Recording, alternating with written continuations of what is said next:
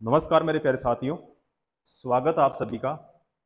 तो चलिए शुरू करते हैं आज की क्लास। और आज की क्लास का पहला क्वेश्चन देखो।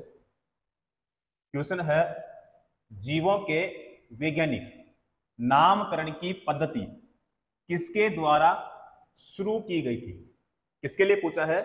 जीवों के वैज्ञानिक नामकरण की पद्धति किसके द्वारा शुरू की गई थी। अब देखो,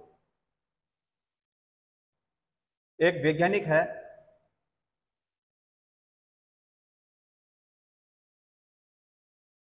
कैरोलस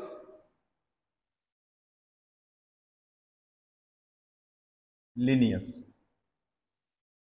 ने 1753 ईस्वी में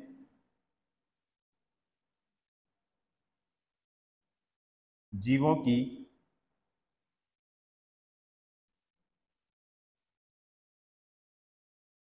की द्विनाम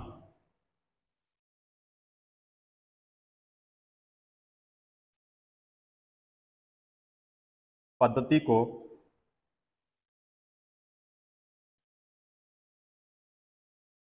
प्रचलित किया। ठीक है, दूसरा पॉइंट देखो,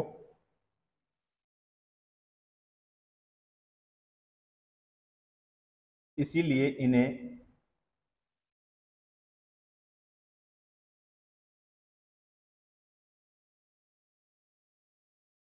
वर्गीकी एक सेकंड में वर्गीकी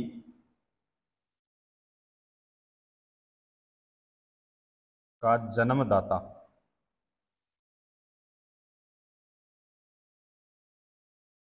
कहा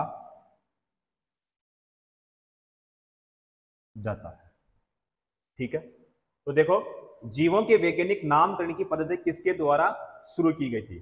तो बताओ भाई, यहां से हमारे पास में कौन सा ऑप्शन सही होगा। अब देखो, ए ऑप्शन यहाँ पे है एंजेल केबरेरा, तो ये नहीं होगा। यहाँ पे है एलेक्सिस कैरेल, तो ये भी नहीं होगा। अब बचा अपने पास में बी और डी। ठीक है, तो आपको पता चल गया होगा कि हमारा कौन सा ऑप्शन सही होगा। ठीक है, तो जॉर्ज केली नहीं होगा, इसका सही आंसर क्या होगा भाई?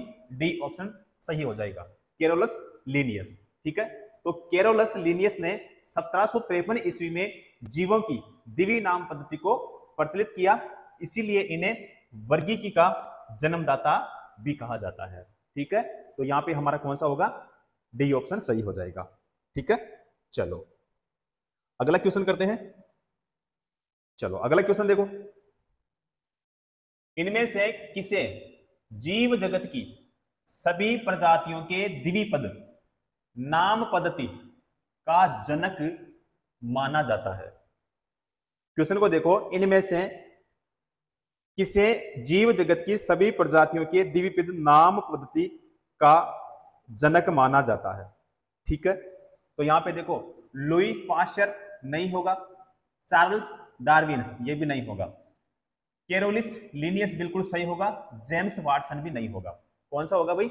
यहां पे हो जाएगा बी ऑप्शन राइट हो जाएगा। ठीक है, चलो अगला क्वेश्चन करते हैं। अगला क्वेश्चन देखो, कार्ल लिनियस को किस रूप में जाना जाता है? किसके लिए पूछा है? कार्ल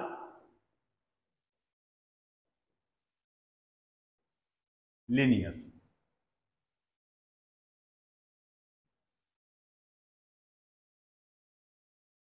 ठीक है, तो कार्ल लिनियस को किस रूप में जाना जाता है? ठीक है, तो यहां पे देखो, father of taxonomy, father of taxonomy. Father of taxonomy हमारे कौन से ऑप्शन में है भाई? ए ऑप्शन में है, फादर ऑफ टैक्सोनॉमी। बिल्कुल हमारा कौन सा हो जाएगा? ए ऑप्शन यहां पे सही हो जाएगा। ठीक है, चलो अगला क्वेश्चन करते हैं। अगला क्वेश्चन देखो, किसे फादर ऑफ टेक्सोनॉमी के रूप में जाना जाता है। ठीक है, अब ये क्वेश्चन अभी हमने यहाँ पे सोल्व किया है, तो आपको बताना है कि इसमें कौन सा ऑप्शन हमारा सही होगा। तो क्वेश्चन को देखते ही पता चल गया होगा कि फादर ऑफ टेक्सोनॉमी के रूप में जाना जाता है। ठीक है, तो बताओ हमारा कौन सा होगा। तो आप कहोगे कि सर इसमें कौन सा होगा, हमारा डी ऑप्शन सही हो जाएगा, कार्ल लिनियस। ठीक है, और ये क्वेश्चन अभी हमने सोल्व किया था। ठीक है, अब देखो ये किस में पूछा गया क्वेश्चन है, आरआरबी ग्रुप डी में। ठीक है, और ये जो क्वेश्चन है ये भी किस में पूछा गया है, आरआरबी ग्रुप डी में। शिफ्ट कौन सी है, थर्ड शिफ्ट है, और इसमें है फर्स्ट शिफ्ट है। ठीक है, हल्की सी लैंग्वेज चेंज है, बाकी जो क्वेश्चन है वो सेम है। ठीक है, तो डी ऑप्शन यहाँ पे हमारा सही हो जाएगा। चलो अगला क्वेश्चन देखते हैं। अगला क्वेश्चन है, केरोलस लिनियस को किसका जनक माना जाता है। केरोलस लिनियस को किसका जनक माना जाता है। तो यहाँ पे ए ऑप्शन देखो, भ्रूण विज्ञान तो नहीं होगा, कर्मिक विकास भी नहीं होगा, जीवाश्मिकी भी नहीं होगा भाई ना, वर्गीकरण विज्ञान बिल्कुल सही हो जाएगा, डी ऑप्शन यहाँ पे सही हो जाएगा। कौन सा होगा, डी ऑप्शन। ठीक है, तो केरोलस लिनियस को किसका जनक माना जाता है, वर्गीकरण विज्ञान का। तो यहाँ पे हमारा कौन सा होगा भाई, डी ऑप्शन बिल्कुल सही हो जाएगा। ठीक है, चलो अगला करते हैं। अगला क्वेश्चन है, किसे टेक्सोनॉमी का जनक कहा जाता है। किसे टेक्सोनॉमी का जनक कहा जाता है। तो बहुत ही अच्छा क्वेश्चन है और बहुत ही सिंपल क्वेश्चन है, और इस तरह के हमने क्वेश्चन पहले सोल्व कर लिए हैं। ठीक है, तो यहाँ पे देखो, मेंडलब्रॉट ये नहीं होगा, आइंस्टाइन भी नहीं होगा, लिनियस बिल्कुल सही होगा, डार्विन भी नहीं होगा। ठीक है, आपको देखते ही पता चल गया होगा कि हमारा कौन सा सही होगा। ठीक है, बी ऑप्शन करेक्ट हो जाएगा। चलो अगला क्वेश्चन करते हैं। अगला क्वेश्चन देखो, टेक्सोनॉमी का जनक किसे कहा जाता है। बहुत ही अच्छा क्वेश्चन है और बहुत ही सिंपल क्वेश्चन है। टेक्सोनॉमी का जनक किसे कहा जाता है। तो कार्ल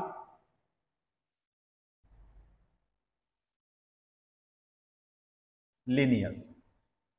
बताओ भाई हमारे कौन से ऑप्शन में है।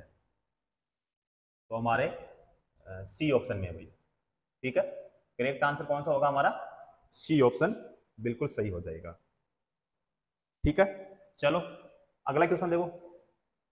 अगला क्वेश्चन है, जीव के वैज्ञानिक नामकरण या नामकरण की उस प्रणाली जिसका हम आज उपयोग करते हैं की खोज इनमें से किस वैज्ञानिक द्वारा की गई थी। तो उस वैज्ञानिक का नाम क्या है, उस वैज्ञानिक का नाम है केरोलस लिनियस। ठीक है, तो ये तो हमारे ए ऑप्शन में मिल गया यहाँ पे, है ना, ए ऑप्शन में मिल गया, तो हमारा करेक्ट आंसर कौन सा हो जाएगा, ए ऑप्शन बिल्कुल सही हो जाएगा। क्लियर है, चलो अगला क्वेश्चन करते हैं। अगला क्वेश्चन देखो, पौधों को 5 समूह में बांटा जाता है। पौधों को 5 समूह में बांटा जाता है, इनमें से कौन सा एक नहीं है। इनमें से कौन सा एक नहीं है। अब सबसे पहले देखते हैं कि पौधों को 5 समूह में बांटा जाता है। तो सबसे पहले देखो, एक नंबर पे देखो, फिर यहां पे देखना है 2, यहां पे 3, यहां पे 4 और यहां पे 5। ठीक है, पहला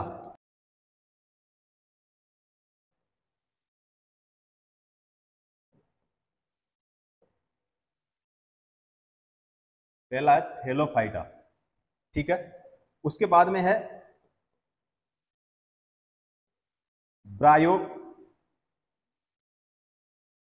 ब्रायोफाइटा।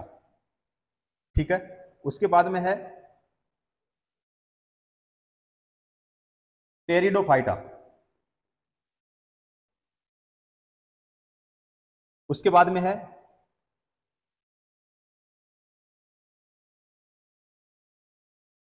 अनावर्त बीजी। अनावर्त बीजी। और 5वां है आवर्त बीजी। क्या है भाई, आवर्त बीजी। ठीक है, तो ये 1, ये 2, ये 3, ये 4 और 5। ठीक है, क्वेश्चन में क्या पूछा है, पौधों को 5 समूह में बांटा जाता है, ठीक है, यहाँ पे हमने 5 समूहों में इनको बांट दिया है। ठीक है, तो इनमें से कौन सा एक नहीं है? अब देखो ए ऑप्शन क्या है यहाँ पे, टेरिडोफाइटा। टेरिडोफाइटा कहां पे है भाई? 3 नंबर पे है। ठीक है, यहाँ पे आप देख सकते हो। ठीक है, तो ये हमारा मिल गया। बी ऑप्शन देखो, ब्रायोफाइटा। ब्रायोफाइटा यहाँ पे देखो हमारे दूसरे नंबर पे है। ठीक है, उसके बाद में है प्रोटोकार्डेटा।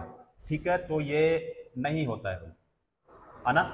तो इनमें से कौन सा एक नहीं है? तो ये नहीं होता है और ये भी हमारा सही हो जाएगा। ठीक है, तो यहाँ पे नहीं होता है, नहीं के लिए पूछा है, तो ये सी ऑप्शन नहीं होता है भाई। ठीक है, तो यहाँ पे हमारा करेक्ट आंसर भी कौन सा होगा? सी ऑप्शन बिल्कुल करेक्ट हो जाएगा। ये आपको ध्यान रखना है। उसके बाद में यहां से अगर आपको क्वेश्चन पूछा जाए तो पौधों को 5 समूह में बांटा जाता है, 5 के नाम मैंने आपको बता दिए हैं, तो आपको ये ध्यान में रखना है। ठीक है साथियों, चलो अगला क्वेश्चन करते हैं। अगला क्वेश्चन देखो, निम्नलिखित में से कौन सी जीवधारियों के वर्गीकरण की मूल इकाई है?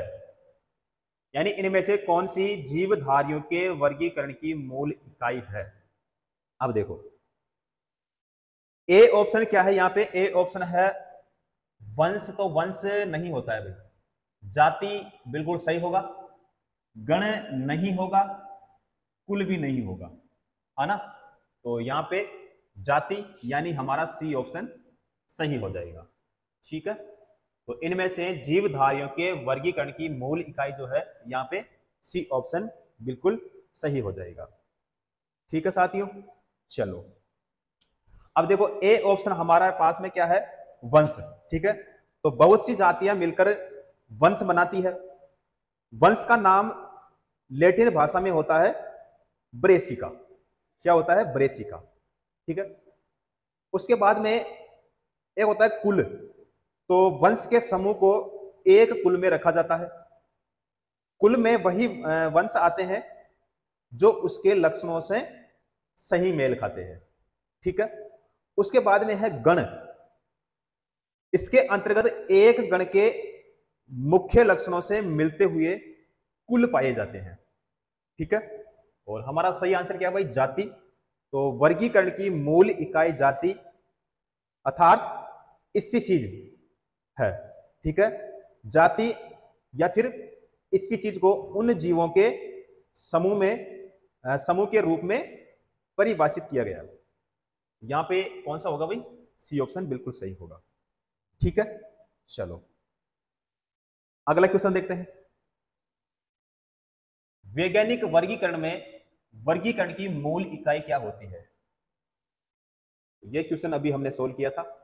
तो बिल्कुल देखो, नस्ल नहीं होगा, परिवार नहीं होगा, क्रम भी नहीं होगा, जाति बिल्कुल सही हो जाएगा। कौन सा होगा भाई? जाति, यानी बी ऑप्शन सही हो जाएगा। चलो अगला क्वेश्चन करते हैं। अगला क्वेश्चन देखो, सजीव जीवों के वर्गीकरण की मूल इकाई है। सजीव जीवों के वर्गीकरण की मूल इकाई है जगत। तो ये नहीं होगा, वंश भी नहीं होगा, जाति बिल्कुल सही होगा और कुल भी नहीं होगा। डी ऑप्शन भी हमारा नहीं होगा। कौन सा सही होगा? हमारा बी ऑप्शन। ठीक है, तो सजीव जीवों के वर्गीकरण की मूल इकाई तो जाति यानी बी ऑप्शन यहां पे हमारा सही होगा। ठीक है, चलो अगला क्वेश्चन करते हैं। अगला क्वेश्चन है, निम्नलिखित में से किसे प्राणी जगत के अंतर्गत वर्गीकृत किया जाता है?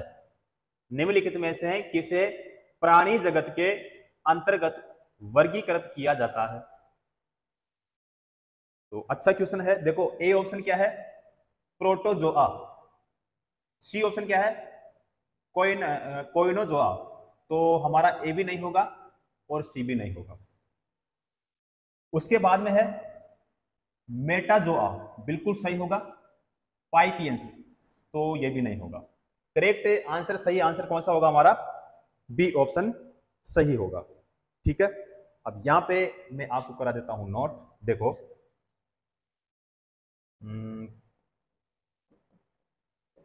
केरोलस, लीनियस, केरोलस लीनियस ने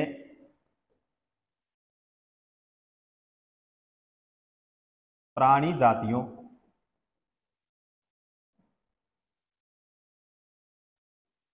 यानी जीवों एवं वनस्पतियों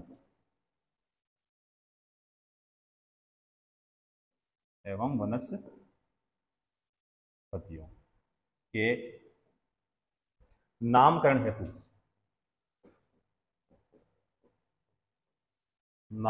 हेतु एक दिवी नाम पद्धति का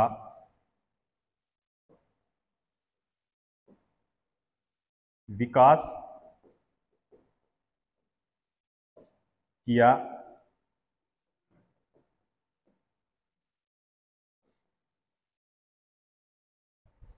जिस कारण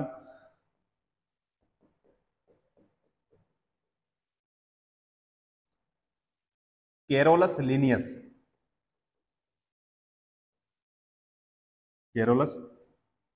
को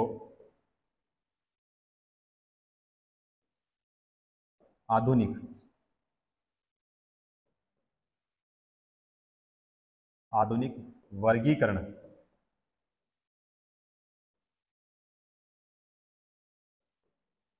का पिता कहा जाता है।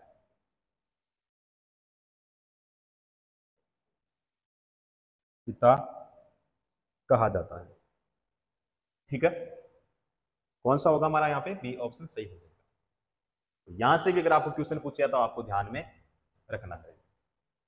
ठीक है, चलो अगला क्वेश्चन करते हैं। अगला क्वेश्चन देखो,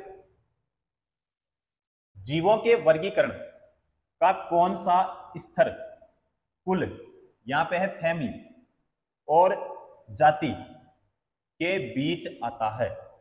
जीवों के वर्गीकरण का कौन सा स्तर कुल और जाति के बीच आता है? तो देखो, क्रम नहीं आता है भाई, वंश बिल्कुल सही होगा, संघ नहीं और वर्ग भी नहीं। कौन सा होगा? वंश यानी हमारा सी ऑप्शन बिल्कुल सही हो जाएगा। ठीक है, तो यहां पे देखो,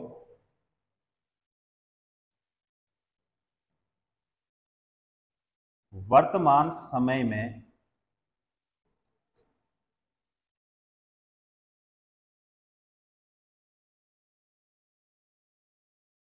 अंतरराष्ट्रीय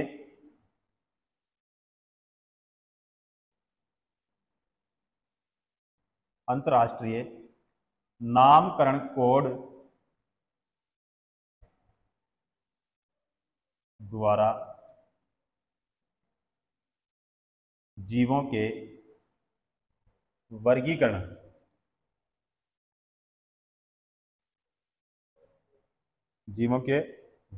की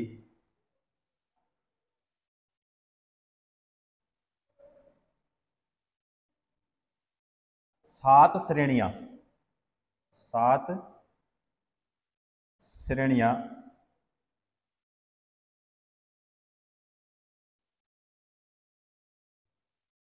परिभाषित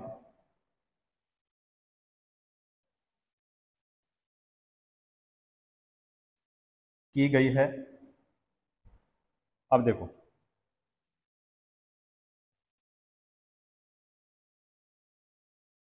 जगत,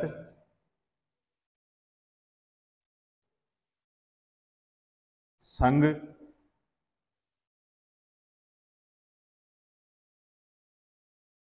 वर्ग, गण,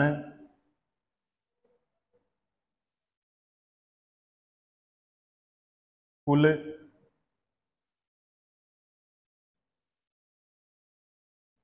वंश, और एक और आ गया जाति। ठीक है, सभी का मैंने आपको बता दिया है। यहां से अगर आपको क्वेश्चन पूछे तो आपको ध्यान में रखना है। ठीक है, तो जीवों के वर्गीकरण का कौन सा स्तर कुल और जाति के बीच आता है? तो वो आता है भाई वंश आता है। ठीक है, वंश। तो यहाँ पे आप देख सकते हो तो देखो किसके लिए पूछा है, कुल, देखो कुल और जाति के लिए पूछा है, के बीच आता है। तो ये रहा कुल और ये रहा जाति, के बीच क्या आता है, वंश आता है। ठीक है, तो हमारा कौन सा होगा भाई, सी ऑप्शन। ठीक है, तो यहां पे आपको इसको भी ध्यान में रखना है क्योंकि यहां से भी क्वेश्चन पूछे जाते हैं। ठीक है, उम्मीद करता हूं आपको अच्छे से समझ में आया होगा। ठीक है, चलो आगे करते हैं। चलो अगला क्वेश्चन देखो, आप किस जगत में सभी जीवों को रखेंगे जो कोशिका भित्ति के साथ बहुकोशिकीय सुकेंद्रित है। अब बताओ भाई इसमें हमारा कौन सा सही होगा। अब देखो यहां पे ए ऑप्शन है, यहां पे प्रोस्टिस्टा, तो ये नहीं होगा भाई। मोनेरा भी नहीं होगा, प्लांटी बिल्कुल सही होगा भाई, एनिमलिया ये भी नहीं होगा। कौन सा होगा, बी ऑप्शन सही हो जाएगा। तो ऐसे जीव जिनमें कोशिका भित्ति के साथ बहुकोशिकीय सुकेंद्रण पाया जाता है उन्हें क्या कहते हैं, प्लांटी जीव जगत की श्रेणी में रखते हैं। ठीक है, यहां पे हमारा कौन सा होगा, बी ऑप्शन। चलो अगला क्वेश्चन देखो, ये लो। अब देखो निम्नलिखित में लीनियस पदानुक्रम के अवरोही क्रम में व्यवस्थित करें। अब इनमें से देखना है अवरोही क्रम में। अब देखो सबसे पहले देखो ए ऑप्शन क्या है, यहां पे जगत, कुल, वंश, जाति, वर्ग, संघ और गण। तो बताओ हमारा ए ऑप्शन होगा क्या। तो आप कहेंगे कि सर ए ऑप्शन हमारा नहीं होगा।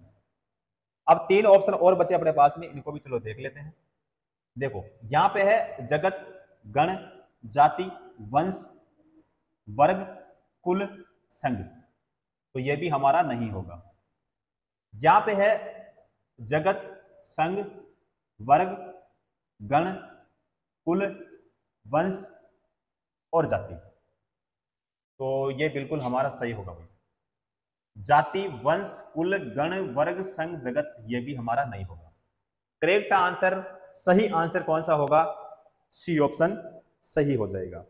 ठीक है, तो टिक करो सी ऑप्शन को। क्लियर है, चलो अगला क्वेश्चन देखो, ये लो भाई। अगला क्वेश्चन है प्राणी वर्गीकरण का पदानुक्रम निम्न में से कौन सा है।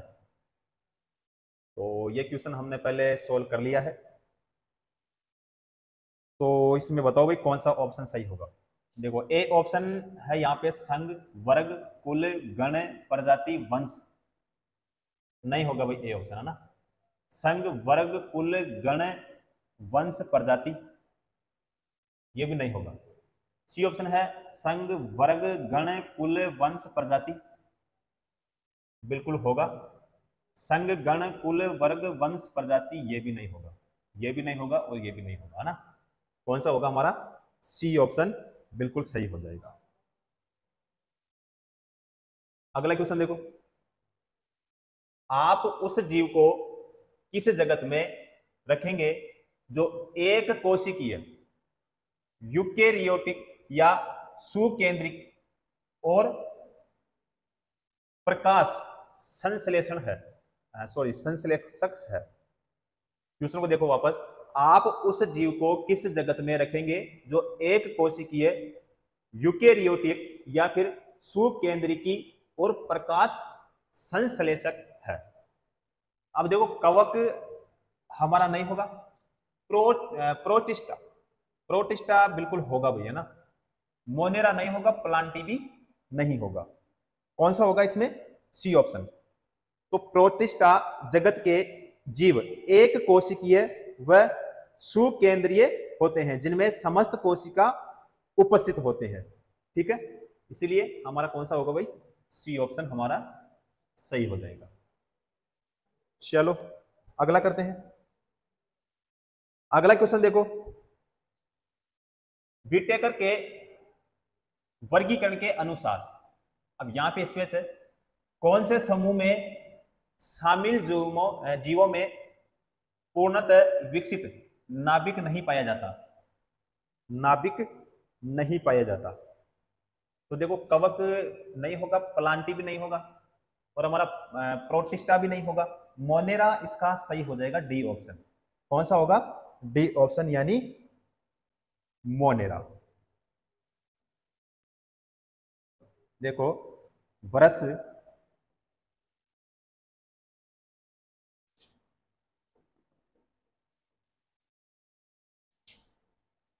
जैव वैज्ञानिक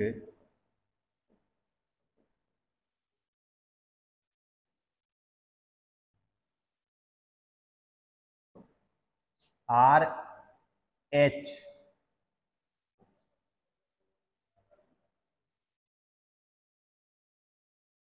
विटेकर ने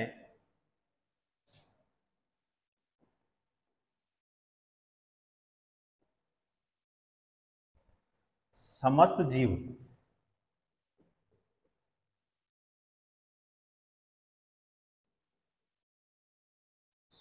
जगत के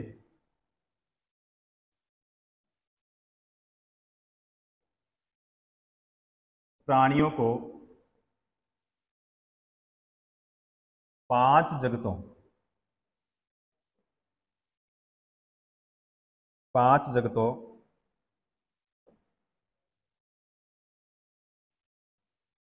मोनेरा,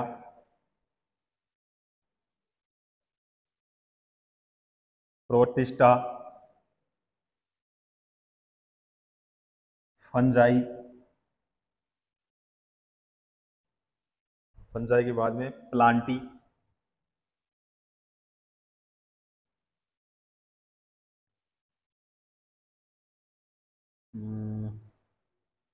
एनिमेलिया, एनिमेलिया में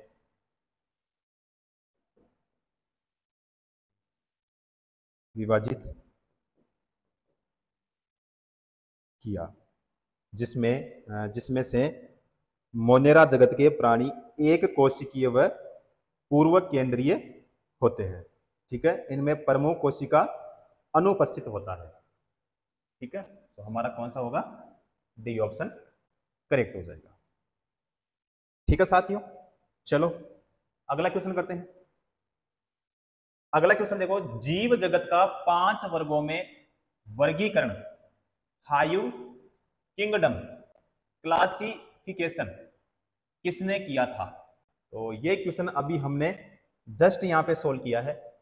ठीक है, तो उसका नाम क्या है? उसका नाम है विटेकर। कौन से ऑप्शन में है? बी ऑप्शन में।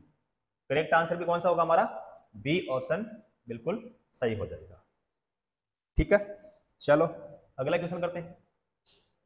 अगला क्वेश्चन है, विटेकर द्वारा प्रतिपादित 5 किंगडम क्लासिफिकेशन निम्न में से कौन सा समूह शामिल नहीं है? यानी कौन सा समूह शामिल नहीं है? तो देखो यहां पे एनिमेलिया सही हो जाएगा, फंजाई भी हो जाएगा, उसके बाद में प्रोटिस्टा भी सही हो जाएगा। यहाँ पे डी नहीं होगा भैया ना, तो करेक्ट आंसर कौन सा होगा हमारा? डी ऑप्शन होगा। ठीक है, किसके लिए पूछा है कि कौन सा समूह शामिल नहीं है? ठीक है, तो प्रोटोजोहस शामिल नहीं है, इसीलिए हमारा कौन सा होगा? डी ऑप्शन सही हो जाएगा।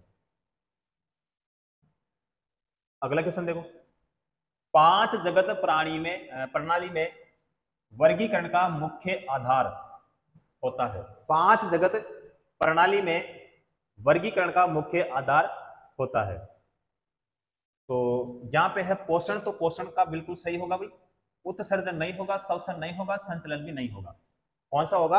ए ऑप्शन बिल्कुल सही होगा, पोषण। ठीक है साथियों, ठीक है, चलो अगला क्वेश्चन करते हैं। अगला क्वेश्चन देखो, बिना कोशिका भित्ति वाले बहुकोशिकीय प्राणियों को निम्न में से किस समूह के अंतर्गत रखा जा सकता है? बिना कोशिका भित्ति वाले बहुकोशिकीय प्राणियों को इनमें से किस समूह के अंतर्गत रखा जा सकता है?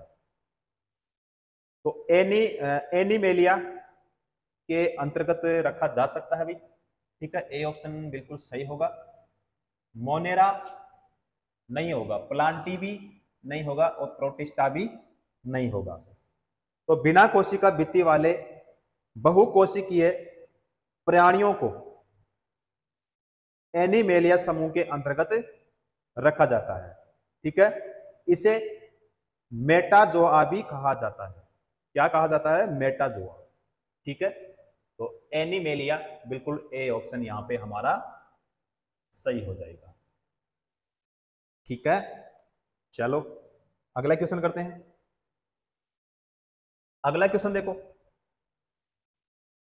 केविलियर स्मिथ ने जीवों को, अब यहां पे स्पेस है, जगत में वर्गीकृत किया था। केविलियर स्मिथ ने जीवों को जगत में वर्गीकृत किया था। तो उसने किया था 6। अब बताओ, पहला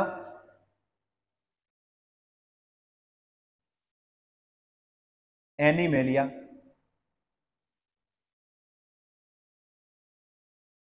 दूसरा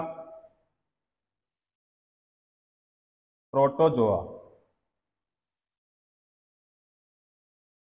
प्रोटोजोआ, तीसरा फंजाई,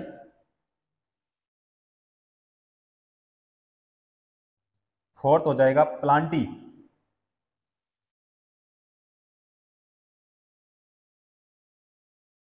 और 5 हो जाएगा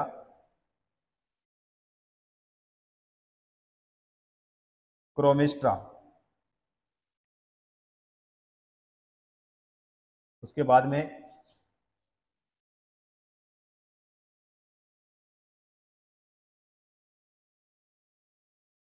बैक्टीरिया।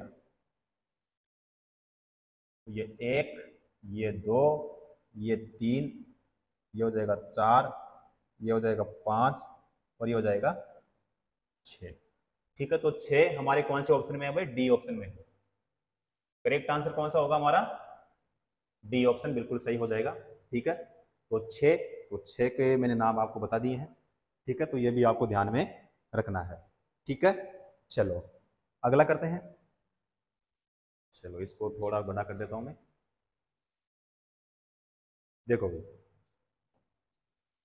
वर्गीकरण के विभिन्न पदानुक्रमों में किस समूह में अधिकतम समान लक्षण वाले जीवों की संख्या सर्वाधिक है? वर्गीकरण के विभिन्न पदानुक्रमों में किस समूह में अधिकतम समान लक्षण वाले जीवों की संख्या सर्वाधिक है? वंश यानी जीनस नहीं भाई, कुल यानी फैमिली नहीं होगा, गण यानी ऑर्डर नहीं होगा, जगत किंगडम बिल्कुल सही होगा भाई। कौन सा होगा? डी ऑप्शन, जगत यानी किंगडम। तो डी ऑप्शन यहां पे हमारा बिल्कुल सही होगा। तो वर्गीकरण के विभिन्न पदानुक्रमों में जगत समूह में अधिकतम समान लक्षण वाले जीवों की संख्या क्या है भाई? सर्वाधिक। बिल्कुल डी ऑप्शन यहां पे हमारा सही हो जाएगा। चलो अगला क्वेश्चन करते हैं। अगला क्वेश्चन है, सिस्टेमा नेचुरी किसके द्वारा लिखी गई थी? किसके लिए पूछा है? सिस्टेमा नेचुरी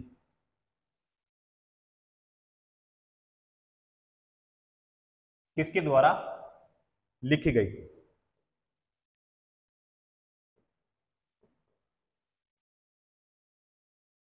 केरोलस, एक सेकंड हुए ना,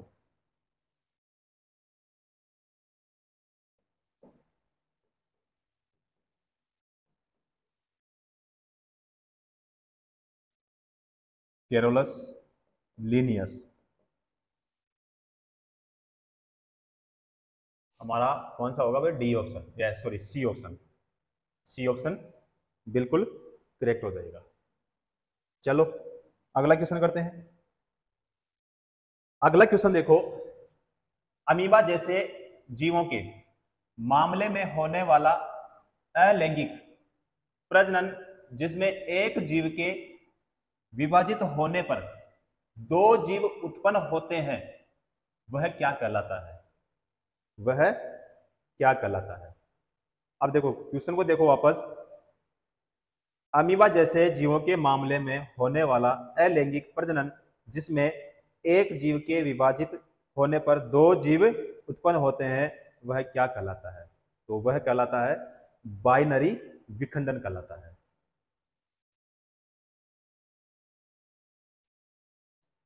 बाइनरी विखंडन बिल्कुल सही है। कौन सा होगा हमारा, बताओ इसमें से? डी ऑप्शन होगा है ना? डी ऑप्शन सही हो जाएगा। देखो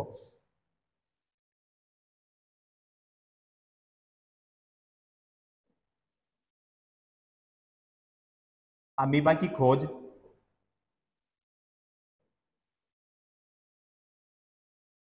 अमीबा की खोज 1755 ईस्वी में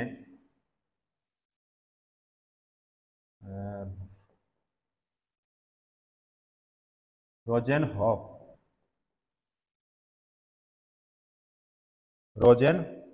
हॉप ने की थी।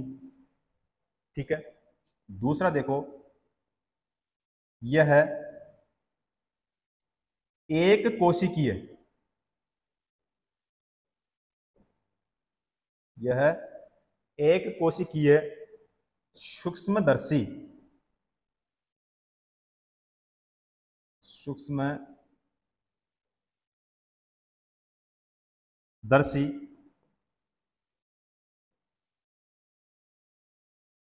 जलीय जीव होता है। जलीय जीव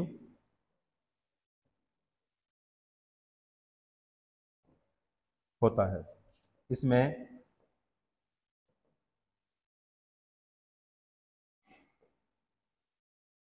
समस्त जैविक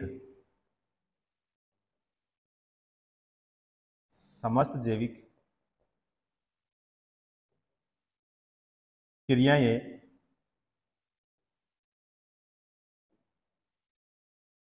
एक ही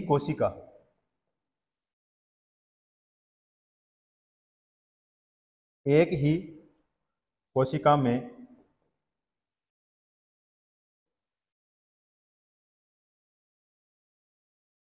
संपन्न होती है। क्या होती है? संपन्न होती है। ठीक है। अमीबा जैसे एक कोशिकीय जीवों के मामले में होने वाला अलैंगिक प्रजनन जिसमें एक जीव के विभाजित होने पर दो अलग जीव उत्पन्न होते हैं। ठीक है। कौन सा होगा यहां पे? हमारा हो जाएगा डी ऑप्शन सही हो जाएगा। ठीक है। चलो अगला करते हैं। चलो अगला क्वेश्चन देखो, अमीबा में प्रजनन कैसे होता है? अमीबा में प्रजनन कैसे होता है? तो वो होता है द्विखंडन द्वारा। द्विखंडन द्वारा बिल्कुल यहां पे हमारा कौन सा होगा? A option. द्विखंडन या बाइनरी विखंडन या फिर द्वि विभाजन। ठीक है। तो यहां पे हमारा ए ऑप्शन बिल्कुल सही हो जाएगा। चलो अगला क्वेश्चन करते हैं। चलो थोड़ा इसको मैं बड़ा कर देता हूं, अब दिख रहा होगा आपको अच्छे से। देखो, द्विखंडन द्वारा प्रजनन होता है तो ये अमीबा बिल्कुल हमारा कौन सा होगा? डी ऑप्शन सही हो जाएगा, अमीबा। ठीक है। तो द्विखंडन द्वारा प्रजनन होता है तो अमीबा, यानी द्विखंडन द्वारा अमीबा प्रजनन होता है। तो ये क्वेश्चन अभी हमने यहाँ पे सोल्व किया है और ये क्वेश्चन हमने यहाँ भी सोल्व कर लिया है। ठीक है। तो क्वेश्चन जो है कॉन्सेप्ट एक ही है, सिर्फ एग्जाम में क्या होता है कि लैंग्वेज चेंज होती है। और ये बात मैं हमेशा आपको बोलता हूँ कि कॉन्सेप्ट जो है हमेशा सेम रहता है, लेकिन जो क्वेश्चन की जो लैंग्वेज होती है वो सिर्फ चेंज होती है। ठीक है, अब यहाँ पे देखो, अभी इसके लिए क्वेश्चन पूछ रहे थे और ये आंसर में था। ठीक है, अब ये क्वेश्चन वाला जो है ये कहाँ आ गया, आंसर में, तो आंसर वाला कहाँ चला गया, क्वेश्चन में। ठीक है, तो सिर्फ लैंग्वेज चेंज होती है, तरीका चेंज होता है, बाकी कॉन्सेप्ट जो होता है वो हमेशा सेम होता है। इसीलिए बोलता हूँ कि आराम से किसी भी अगर कॉन्सेप्ट को आप पढ़ो तो उसको अच्छे से पढ़ा करो। ठीक है साथियों, तो डी ऑप्शन यहाँ पे सही हमारा हो जाएगा। चलो आगे, चलो अगला क्वेश्चन देखो, इसको भी मैं थोड़ा बड़ा कर देता हूं, ये लो, अब दिख रहा होगा। ठीक है, क्वेश्चन है, अमीबा में किस प्रकार का अलैंगिक प्रजनन होता है। अमीबा में किस प्रकार का अलैंगिक प्रजनन होता है, तो ये क्वेश्चन हमने पहले सोल्व कर लिया है। बाइनरी विखंडन, बाइनरी विखंडन कौन से ऑप्शन में है, बी ऑप्शन में। कौन सा आंसर होगा हमारा करेक्ट, बी ऑप्शन सही हो जाएगा। ठीक है, चलो अगला क्वेश्चन करते हैं। चलो अगला क्वेश्चन है, स्यूडोपोडिया, यहां पे स्पेस है, पर मौजूद अंगुली जैसी आकृति वाली संरचनाएं है। अब बताओ, ए ऑप्शन है यहां पे हाइड्रा, हाइड्रा नहीं होगा, अमीबा बिल्कुल सही हो जाएगा, केचवा नहीं होगा, पेरामीशियम भी नहीं होगा। कौन सा होगा इसका, सी ऑप्शन बिल्कुल सही हो जाएगा। चलो अगला क्वेश्चन करते हैं।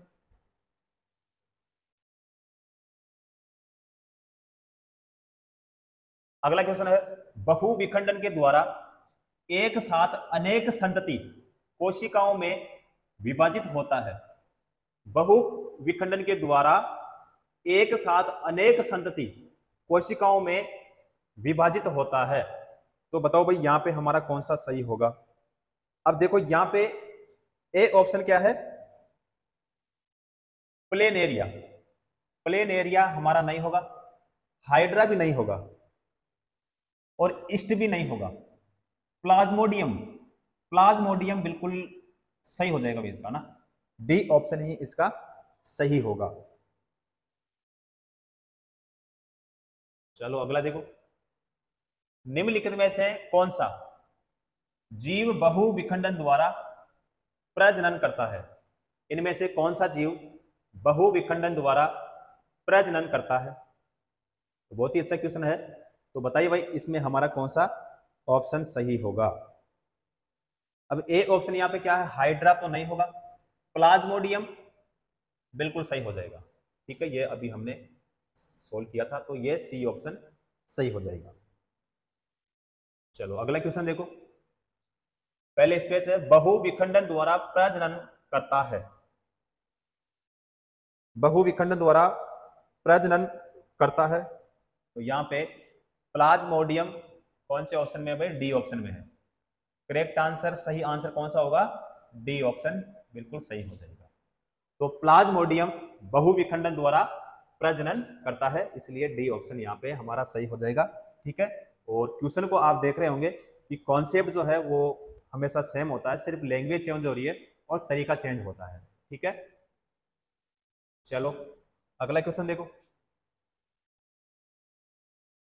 अगला क्वेश्चन है, निम्नलिखित में से कौन सा एक कोशिकीय जीव का उदाहरण है।